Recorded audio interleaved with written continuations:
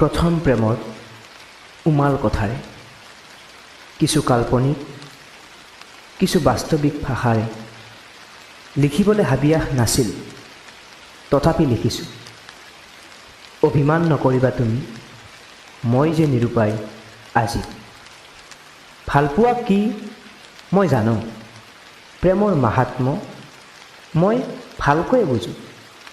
সেয়ে তোমাৰ প্ৰেমস্থিতিক মানি লৈছিলোঁ। কিন্তু তুমি যে ইমান অভিমানী, সপোনতো ভবা নাছিলোঁ। তোমাৰ ভালপোৱাক সন্মান জনাই এটি প্ৰশ্ন কৰিছিলে, তুমি তাক ভাল পোৱা ন? কিন্তু ক'বলৈ সাহস কিয় নকৰিলা তোমালোকৰ দ্বিপাক্ষিক প্ৰেম চুক্তিৰ কথা? আনে মোক কৈছিল, তথাপি তুমি এবাৰ কোৱা হ'লে জোনাকী নিশা দুচকুৰে নিগৰা চকুলোবোৰ অন্তত শেষৰ হ'লহেঁতেন।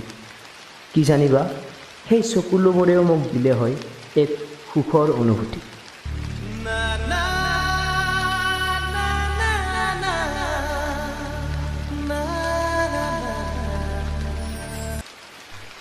তুমি চাগে ভাবিছিলা মই মাজত সোমাম আৰু ফালি পেলাম তোমালোকৰ স্বাক্ষৰিত দ্বিপাক্ষিক প্ৰেম চুক্তিৰ 10 টকীয়া দলিল। তোমাৰ ৰাজকুমাৰক তোমাৰ পৰা কাঢ়ি লৈ মই তোমাৰ নতুন ৰাজকুমাৰ হ'বলৈ মই ভিলেন নহয়ো মাই ডাৰ্লিং। তোমাৰ হৃদয়ত স্থান নোপোৱা প্ৰেমিক মই, দুৰ্দান্ত প্ৰেমিক। ভাবিলেই কিবা আচৰিত লাগে, তোমাৰ নিচিনা ছোৱালীবোৰে নিজৰ প্ৰেমিকক কিয় বা বন্ধু বুলি কৈয়ে সামৰে। নিদিবা তুমি মোক বন্ধুত্বৰ যুক্তি, নকৰ বিশ্বাস মই তোমাৰ উক্তি। আবে মই জানোতো, খোজ দিব জানিলে এই বন্ধুত্ব বুলি কোৱা সম্পৰ্কটোৱেও প্ৰেমলৈ প্ৰমোচন হয়। সমন্ধতাৰ ভেটিটো গৰাখহনীয়াৰ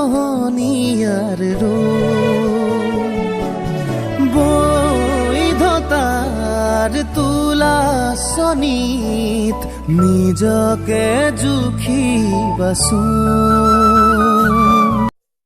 বাদ দিছোঁ, এতিয়া আৰু দৰকাৰ নাই। ক'বলৈ আছে মাথো এটাই সংলাপ, মইতো নহয় তোমাৰ প্ৰেমিক, অসীম অপাৰ ভালপোৱাৰ যাযাবৰ মই একবিংশ শতিকাৰ। শুনিছোঁ তোমাৰ হেনো বিয়া, কইনাৰ সাজেৰে তোমাক চাবলৈ খুব ইচ্ছা আছিল। বিয়ালৈ তুমি মোক নেমাতিলেও মই নিশ্চয় যাম। ভয় নকৰিবা, একো বিশৃংখল পৰিৱেশৰ সৃষ্টি নকৰোঁ। প্ৰেমত প্ৰতাৰণা খালেও আমাৰ নিচিনা ল'ৰাই প্ৰেমক সন্মান কৰিব জানে।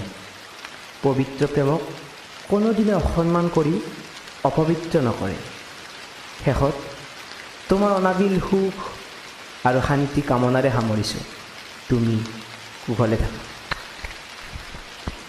মোৰ কথাই আমনি কৰেনে তুমি যেতিয়া নিজান